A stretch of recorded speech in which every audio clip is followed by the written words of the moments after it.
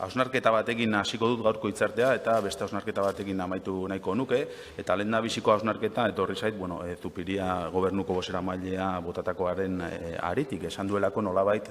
lehendakariaren ahotik ere, baina gobernuak berak adierazi duela behin baino gehiagotan ez naiz eta gehiengo osoa izan akordioetara heltzeko, edo adostasunera heltzeko borondate eta jarrera hori horrela izan da eta zilegia da horrela ere adieraztea. Uste dut ere zilegia dela eta adieraztea gu oposizioko talde nagusi bezala gure jarrera ere badela hori, badela jarrera eraikitzaile eta jakinda ere gobernua gehiengo absoluto bat duela ganbera honetan, gu ere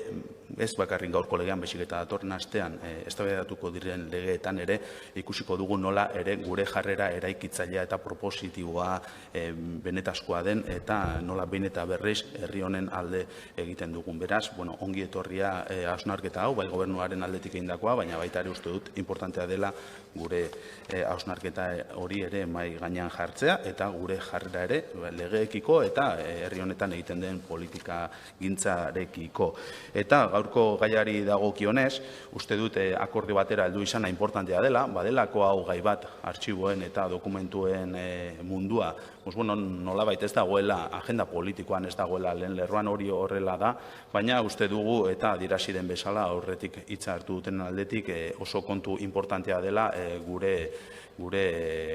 antolaketarako herri bezala, gure administrazioetarako eta gure instituzioetarako. Eta horregatik horretaz ohartuta, uste dut prozesu guzti honetan, balorean jarri beharreko prozesu guzti honetan ikuspegi horretatik egin dugula lan guztiok, kontziente ginelako akordio hau beharrezkoa zela. Esaten den bezala, la tercera va la vencida, Barriok lehen aipatu du 2016an gertatutakoa, baina gogoratu beharra dago ere lege hau hirugarren legealdia dela ekartzen dena eta azkenean badirudi ez ziur gaude gaur onartua izango dela behingoz horrek suposatzen duenarekin. Eta jarri nahiko nuke prozesua balorean askotan ere legebiltzar honetan forma kontuak edo hainbestetan forma kontuen inguruan aritzen garelako eta ikusi dugulako ere naiz eta epe bat egon agerraldietarakoa beharrezkoa izan denean eta taldeok beharrezkoa ikusi dugunean agerraldi gehigarriak egitea legea hobetzeko borondate horrekin egin izan direla. Beraz, nahi denean formak ez dira izaten arazoa, erregelamenduak ez dira arazo izaten. Eta gainera kasu zehatz honetan, lege honetan, eta adierazi den bezala, konplexutasun gehigarri bat zuen lege honek, azken finean bi departamentu egon zaretelako hor atzean. Ekarpenei dagokionez, uste dute Euskal Herria Bilduk ekarpen importante bat egin duela, eta uste dut lege guztietan izan beharreko ikuspegia izan beharko litzateke, eta hau txertatua egon beharko litzateke, hasita legearen izenburutik, uste dut unifikazio hori eta aldatu izan dela, eta gaur bozkatuko dugu izenburua ere, uste dut hori ere, emendakin hori onartua izan dela, baina horrek ondo adierazten du zein izan den ziurrenik gure ekarpen kualitatibo nagusiena, serenetazioa ere moldatzea nolabait erdietzi dugu, akordatu dugu taldeon artean, eta uste dut bertan zioan eta Ipar Euskal Herriarekin eta Nafarroarekin, gehi baita ere Euskal kolektibitatearekin eta diasporarekin ditugun harreman historikoak balioan jartzen dira, hor zehaztu egiten dira eta nolabaiteko lehentasuna ematen zaie hauei, akordioak hitzarmenen bidez eta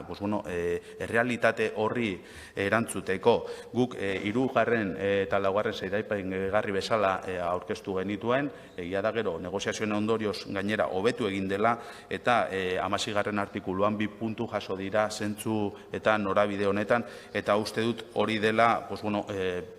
ziurrenik ekarpen kualitatibo nagusiena. Egin genuen 6/2019 ondare kulturalaren legean, eta uste dut, eta horrela gaitik diot, uste dut, egiten ditugun lege guztietan parlamentu honetan, gaur egun bizi dugun zatiketa administratibo hori gainditzeko ahalegin hau egin beharko genukela, edo gutxienez zatiketa administratibo hori minimizatzeko bidea egin beharko genukela legeen bitartez. Beste ekarpenetako bat, eta bi aipatuko ditu gaurkoan, izan da artxibo komunitarioena, guk aurkeztutakoa da, baina uste dut agerraldietan agertu zen ekarpen bat izan zela hura, eta gainera baita ere hobetuta, esan beharra dago, azken finean ere nolabait barnebildu direlako lege honetan gizarte mugimenduen artxiboak eta artxibo komunitarioak, nolabait gaur egun errealitate bat direna eta artxibo historikoan esaterako batzuk eta jasoak izaten direna, baina uste dut importantea dela ere hori askotan horrelako legeek administrazioari dagokionez edo ente eta instituzio ofizialei erantzuten dietela, baina oraingo lege honek ere gizarte mugimenduen artxiboak eta izan dezaketen dokumentazioa eta irudia, fotogramak, etc. ere jaso ahal izango dira eta artxibo sistema honen baitan izango ditugu. Gero, sartu ez diren bi elementu nahiko nituzke aipatu, amaitu aurretik, eta da alde batetik eduki askearena. Saiatu izan gara eta esan genituen horretan agerraldiak, titulartasun publikoko dokumentuek nolabait jabari publikoaren eta eduki librearen izaera izatea, beti ere datuen babeserako legedia aplikatuz eta dokumentuak baliozteko eta aukeratzeko eta irizpidean jartzeko batzordeak kontrakoa adierazten ez duenean, eta uste dut horretan, naiz eta gero oso ondo azaldu zigun gobernuak ze ezberdintasun zegoen eduki askearen, irizmenaren eta sarbide publikoaren edo sarbide librearen artean, uste dut zehozer aipatzea egokia izan zitekela, ez dugu lortu,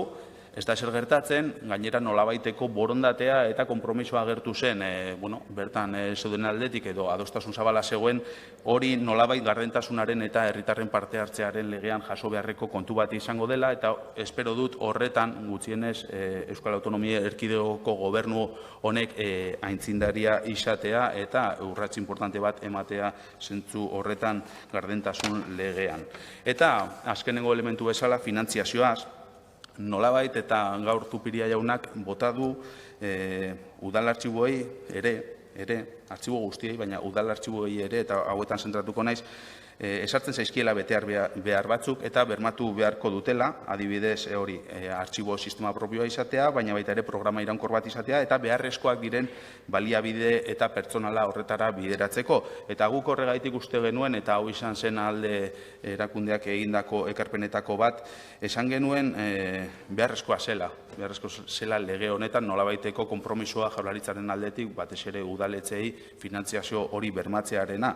Eta gainera aipatzen genuen LILek, Ley de Instituciones Locales de Euskadi, jasotzen zuen artikuluetako bat, eta horrela jasotzen da, en aquellos casos que el desarrollo reglamentario de leyes sectoriales en ámbitos de competencia propia de los municipios implique la concreción de servicios, actividades o prestaciones, deberá garantizarse lo previsto en el apartado anterior que habla de recursos adicionales para llevar a cabo las mismas. Badago kojuaren informe bat, baina kojua azken finean gobernua da, bera, eta guk uste dugu interpretazio egokia zela, nolabaiteko bete behar batzuk, Zupiria jaunak esan duen bezala, esartzen zaizkiela, udal eta instituzio ezberdinei, eta uste dugu horrere jasota beharko litzatekela legean, finantziazioari dagokionez artikuluren edo kapituloren bat, ez da horrela izan, gure aldetik pena, baina espero dugu aipatua izan den garapen reglamentario eta normatiboan, hori gutxienez bermatua izatea, bestela badakigu udalek ere nola egoten diren ere ekonomikoki, ezta. Eta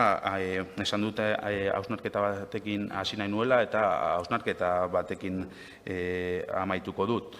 Entzun dugu gobernuaren aldetik gaur bertan, nolabaiteko autogobernuaren antolaketarako eta zerrendatze bat dela lege hau, eta uste dugu horrela dela, eta berriro ere apur bat, sentsazio sasigoso horrekin goaz, zeren eta uste dut aspaldi utzi geniola nolabait aintzindariak izateari, pioneroak izateari legeetan ere. Eta uste dut hori prozesu legegile guztietan gertatzen ari den zer da. Badatoz eragileak eta aipatzen dute, eske la ley de bibliotecas, adibidez, aipatu duena Barrio jaunak, esaten zuten, fue pionera, baina beti iraganaz ari gara hitz egiten. Eta gaur egun egiten ari garen legeetan ez gara aintzindariak izaten ari, baizik eta oso konservadoregia ziurrenik, eta hori gaur egungo errealitatearen isla diren legeak egiten ari gara. Eta uste dugu ikuspegi hori aurrera begira jarri behar dugula, eta apur bat ausardia falta dela horretan ere. Orain bai amaitzeko eskerrak eman, batez ere agerraldiak egin dituzten eragile guztiei, Gobernuko kideei, baita ere teknikariei emandako laguntzagatik legelariari eta etxe honetako zerbitzu tekniko guztiei, nola ez, Zuluaga, Alonso, Barrio eta Gustavo Angulori eskerrak eman, prozesu guzti honetan izandako jarreragatik eta hori, gaur legea onartuko da gure aldezko bozkarekin eta uste dut hori ere berri ona dela herri honentzako. Eskerrik asko, Estarrona jauna.